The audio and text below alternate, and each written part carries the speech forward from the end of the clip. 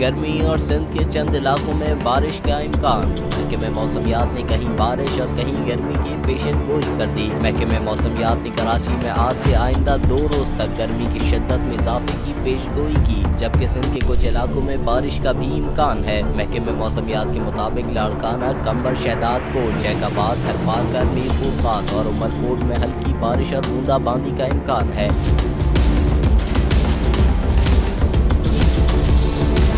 Chief metrologist Karachi सरदार सरफराज का कहना है कि हल्की बारिश का इम्कान सिर्फ कालाई सिंध के अजला में है। कराची समेत जेरे सिंध के अजला में बारिश का कोई इम्कान नहीं। महकमे मौसमियात के मुताबिक सूबे के बेशतर इलाकों में मौसम गर्म और खुश्क रहने का इम्कान है। महकमे मौसमियात का कहना है कि हफ्ता इतवार को कराची में तेज धूप रहने का इम्कान है, जबकि आइंदा 2 रोज के दौरान ज्यादा से ज्यादा दर्ज हरारत 32 से 34 डिग्री के दरमियान रिकॉर्ड हो सकता है। इसके अलावा समुद्री हवाएं बहाल होने का भी इम्कान है।